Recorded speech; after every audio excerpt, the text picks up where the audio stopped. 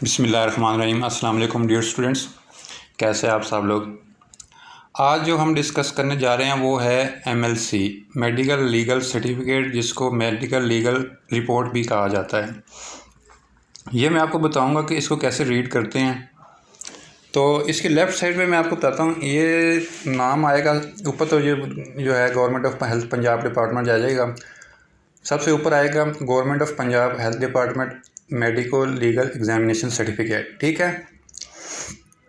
उसके बाद यहाँ पे आएगा इंजर्ड पर्सन का नेम आएगा, उसकी कास्ट आएगी, सन ऑफ डॉटर ऑफ जो है ना वो आ जाएगा, कितने साल का है, 24 ईयर्स मेल है, ऑक्यूपेशन आ जाएगा, एड्रेस बेरियन रोड वगैरह, NSC NSC नंबर, ये सारी इंजर्ड पर्सन की इन्फॉर्मेशन आ रही है, ठीक है।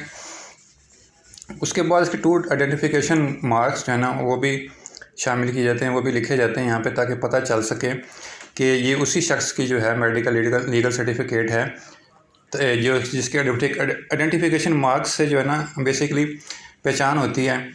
तो यहाँ पे जैसे एक जो है ये मेडिकल लीगल सर्टिफिकेट है एक बंदे का, तो उसमें लिखा हुआ है more in front of the left chin, left chin के पास जो है तिल है, ठीक है। तो कोई भी 2 लिखने, अगर एक है तो एक लिखते हैं, 2 है तो 2 लिखते हैं। उसके बाद एक्कम्पेनिड बाय पेरेंट्स, तो ये जो भी लेके आया तो वो पेरेंट्स जो है ना वो उसका नाम यहाँ पे आ जाएगा। पुलिस लेके आई तो यहाँ पे पुलिस आएगा।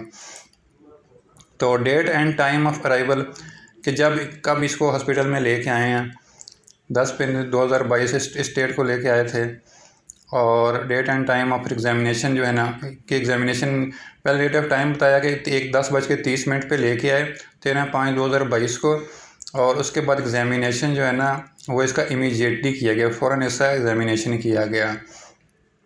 उसके बाद number and date of police docket code number. अब ये होता है कि जब भी कुछ होता है तो पुलिस वाले अगर लेके जाते हैं किसी बंदे को एग्जामिनेशन के लिए, तो उसका एक कांस्टेबल होता है वो लेके जाता है, तो उसका वो जो डॉक्यूमेंट तैयार करता है उसको डॉकेट कहा जाता है। अगर पुलिस वाले ना कर रहे हों, लेके गए हों, ना करवा रहे हों, मैं एग्जामिनेशन ना करवा रहे हो मेडिकल, तो फिर कोर्ट के आर्डर के ज़रिए जो है ना होता है, तो वो सारी डिटेल उसकी यहाँ पे आ जाएगी। अगर पुलिस का कांस्टेबल ले गया तो उसका नाम यहाँ पे आ जाएगा। अगर उसका जो पेशेंट है उसको एडमिशन कर लिया गया है तो उसको जो एडमिशन जो डेट है वो यहाँ पे आ जाएगी, डेट एंड टाइम, और उसका डिस्चार्ज कब किया वो भी यहाँ पे आ जाएगा। तो डेट एंड टाइम जो है ना रिपोर्ट सेंड टू पुलिस, जब रिपोर्ट सेंड कर दी है पुलिस को तो उसको यहाँ पे सारा कुछ आ जाएगा। अब ये है कि ये जो पोर्शन, ये वाला जो पोर्शन बॉक्स है, ये वो इंजर्ड पर्सन है, वो उसका सर्टिफिकेट है। ये बॉक्स जो है ये एक इंजर्ड पर्सन का सर्टिफिकेट होता है किस्म का, कि मैं हल्फिया बयान करती हूँ कि मैंने इससे पहले अपना बच्ची का, अगर कोई बालिग करवा रहा था वो अपने बच्चों का कह देगा, बच्ची का, अगर वो ख़ुद का अपना है तो उसका मैं हल्फिया का तो मैं अपना कर रहा हूँ।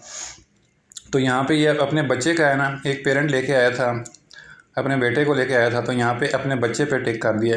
अगर इसका अपना होता तो फिर यहाँ पे ये अपने पे टिक कर देता है। इससे पहले जो है ना जिस्मानी मुलाज़ा ने करवाया, तो मैं इस मुलाहिज़े करवाने की इजाज़त देती हूँ जिसके बारे में मुझे मुकम्मल तौर पर आगाह कर दिया गया है। फिर उसके नीचे साइन आ जाएंगे, उसका शनाख्ती कार्ड आ जाएगा, मुकम्मल पता आ जाएगा, और नाबालिग बच्ची का अंगूठा भी यहाँ पे लग जाएगा, ठीक है। ये तो सारा जो होगा ना, ये तो सारी थी लेफ़्ट साइड पे सारा जो है ना ये इंजर्ड पर्सन का आ गया, कि इंजर्ड पर्सन की सारी डिटेल इसमें आ जाएगी। अब ये राइट साइड वाला जो है ना ये बहुत इंपॉर्टेंट है। इसमें जो है आपने देखना है कि सबसे ऊपर हॉस्पिटल का नाम आ जाएगा, फिर book number, serial number, MLC number आ जाएगा।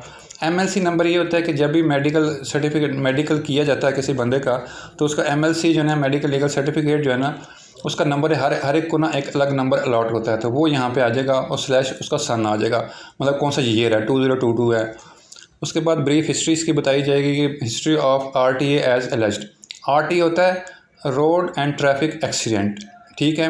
RTA जो है ना ये इससे ये बनता है। अब ये एक है, इसके रोड एंड एक्सीडेंट में जो है ना एक बंदा इंजर्ड हुआ है, तो इस सारी उसकी हिस्ट्री जो है ना ब्रीफ हिस्ट्री, अब इसके आगे लिख देंगे history of RTA as alleged. अगर कोई फायर आर्म से ज़ख्मी हुआ है तो फिर वो लिख देंगे, किसी को गोली लगी है तो वो फिर यहाँ पे उसकी ब्रीफ हिस्ट्री वो आ जाएगी। अब एग्जामिनेशन ऑफ क्लॉथ्स, अगर इसे क्लॉथ्स पे कुछ स्टेन वगैरह लगा हुआ है, कोई खून लगा हुआ है, कुछ लगा हुआ है, तो वो सारी इसकी डिटेल यहाँ पे ना वो आ जाएगी। उसके बाद है जनरल फिज़िकल एग्जामिनेशन सिम्टम्स, मतलब जब ये आया तो उसकी क्या हालत थी। अब कॉन्शियसनेस लिखा हुआ है, कॉन्शियस लिखा हुआ है और वेल ओरिएंटेड है और स्टेबल लिखा हुआ है। ठीक है, जब यह था अच्छी हालत में था, होशो हवास में था और स्टेबल हालत में था जब ये आया है। उसके बाद डिस्क्रिप्शन ऑफ इंजरीज़। अब किसी को जो भी इंजरी होगी, कोई रोड एक्सीडेंट आरटीए में है, रोड एंड ट्रैफिक एक्सीडेंट है, किसी को गोली लगी है, कोई ज़ख्मी हुआ है, किसी तरीके से भी जो ज़ख्मी हुआ है, वो सारा कुछ डिटेल उसकी इस एरिया में आएगी। इसको कहते हैं description of injuries. Mark the injuries on the body diagram on the back of the page. अब इसके बैक ऑफ पेज पे ना डायग्राम बनी होती है बॉडी की, उसको हमने मार्क करना होता है कि यहाँ पे इसकी जो है ना चोट लगी थी। अब यहाँ पे डिस्क्रिप्शन जो है ना वो हम सारी दे देंगे। यहाँ पे लिखेंगे the at the young child, ये यंग चाइल्ड है, 24 ईयर्स ओल्ड मेल है, who is examined consult by the presence of the father. उसकी फादर की प्रेजेंस में जो है ना उसको एग्जामिन किया गया। फॉलोइंग फाइंडिंग्स आर नोटेड, ये फाइंडिंग्स जो है ना ये नोट की गई हैं। Abrasion in front of the nose on the following, not swelling. ठीक है, अब नोज़ पे जो है ना स्वेलिंग नहीं हुई थी, एब्रेशन थोड़ी सी खराश है, एब्रेशन होता है खराश, ये एक इंजरी ये हो गई। अब दूसरी लिखी है जी tenderness and swelling in the lower, ये डेट जो लिख दी आगे। तो फिर राइट लेग पे थोड़ी स्वेलिंग है। तो अब ये डॉक्टर को पता नहीं चल रहा है कि ये स्वेलिंग किस वजह से है। अब जब पता नहीं चल रहा तो फिर वो आगे फिर एडीबी एडवाइस करेगा एक्सरे को at right leg, right leg पे जो है ना वो एडवाइस कर रहा है ये डॉक्टर के। हमें इसके आगे एक्सरे करेंगे तब पता चलेगा कि फ्रैक्चर है, किस वजह से स्वेलिंग है। ठीक है, अब इस जितनी भी जो हैं, अगर 3 हैं इंजरीज़ हैं, उस सारों की डिटेल जो है ना यहाँ पे आएगी। अब इसमें 2 है तो 2 की डिटेल यहाँ पे आ जाएगी।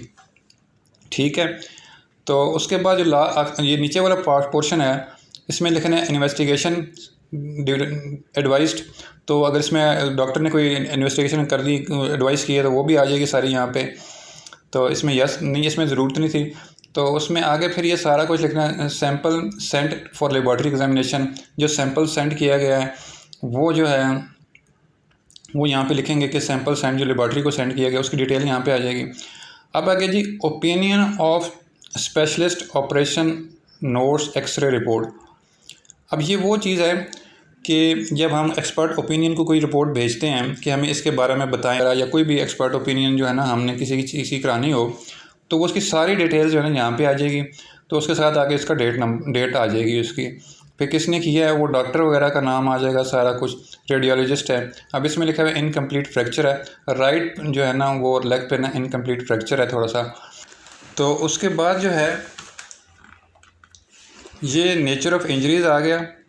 KUO का मतलब है केप्ट अंडर ऑब्जर्वेशन। ठीक है, तो डॉक्टर जब जो है उसको कहता है कि कुछ को पता नहीं चलता कि ये क्या चीज़ है, जैसे ऊपर इसने एडवाइस की थी एक्सरे की राइट लेग की, तो इसका मतलब ये हुआ कि केप्ट अंडर ऑब्जर्वेशन, कि उसने ऑब्जर्वेशन में रखा है, इसको बताया नहीं है, अभी पता है उसको श्योर नहीं है कि इसको क्या चीज़, क्या चोट है, क्या नेचर है। तो सारा कुछ जो है ना वो नेचर ऑफ इंजरीज़ में अगर वो उसको सारा कुछ श्योर होगा तो फिर वो KUO नहीं लिखेगा, केप्ट अंडर ऑब्जर्वेशन नहीं लिखेगा, फिर वो सारी उसकी डिटेल लिख देगा, नेचर ऑफ इंजरीज़ सारी लिख देगा।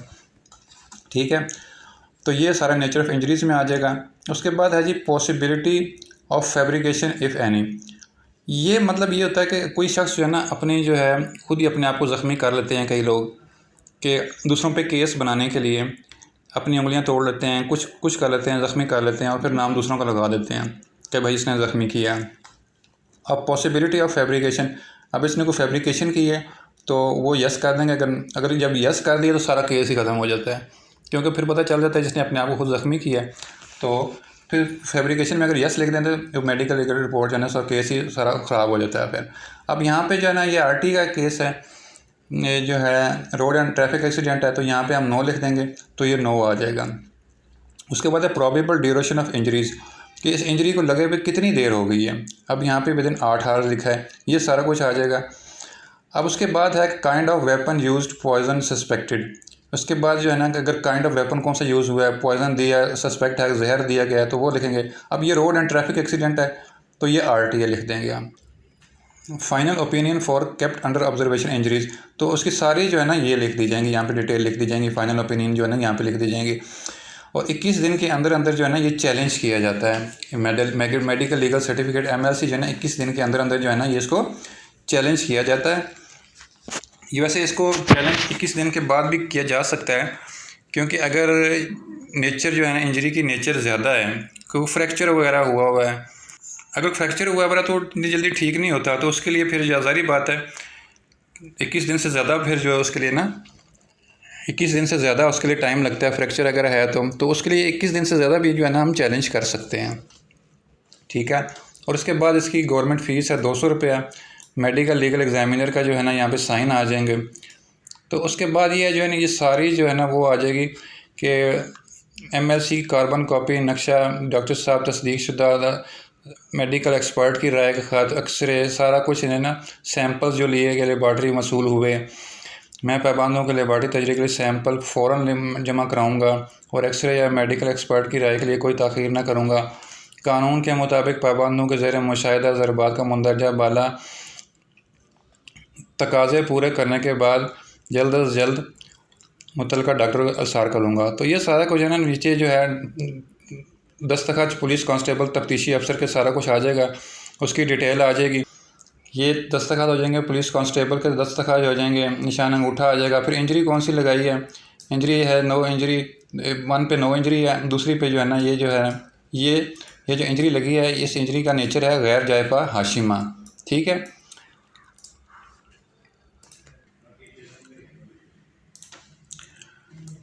तो इसमें जो है गैर जायफा हाशिमा में जो है ये वो इंजरी होती है जिसमें बोन फ्रैक्चर होती है लेकिन डिसलोकेट नहीं होती। ये जैसे हमने पढ़ा था उसमें हार्ट के लेक्चर में, आप इसको देखेंगे तो ये आपको पता चलेगा। गैर जायफा हाशिमा जो होती है वो होती है जिसमें बोन्स फ्रैक्चर हो जाए लेकिन डिसलोकेट ना हो, तो उसको जो है ना हम इसमें भी देखें बोन फ्रैक्चर लिखा हुआ है उन्होंने कि बोन फ्रैक्चर हुई है लेकिन डिसलोकेट नहीं हुई, तो इसलिए जो है ना ये लगी है इस पर गैर जायफा हाशिमा, ठीक है। नंबर 1 जो थी ये नो इंजरी थी। तो ये सारा जो है ना मेडिकल लीगल का जो है मेडिकल लीगल सर्टिफिकेट का जो है ना ये एक सैंपल था।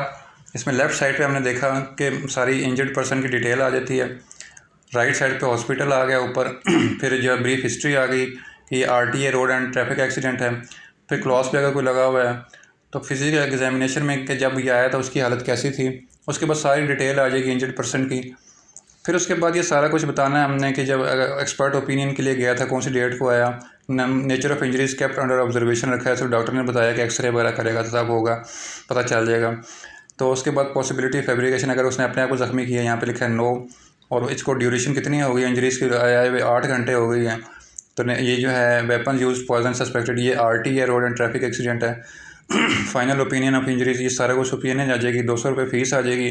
नीचे तफ्तीशी अफसर का जो है ना सारा कुछ आ जाएगा, उसका साइन वगैरह आ जाएंगे, और नीचे फिर वो गैर जायफा जो उसने जो लगाया है उसने वो गैर जायफा हाशिमा लगाया। इसमें यह था कि जो हमने देखा था कि बोन जो फ्रैक्चर हो जाती है लेकिन डिसलोकेट नहीं होती, तो उसको हम गैर जायफा हाशिमा कहते हैं। तो ये सारा जो है ना मेडिकल लीगल सर्टिफिकेट है, जिसको मेडिकल लीगल रिपोर्ट भी कहते हैं। तो उम्मीद है आप लोगों को समझ आ गया होगा। अब इंशाल्लाह मिलते हैं नेक्स्ट लेक्चर में, तब तक के लिए अल्लाह हाफ़िज़।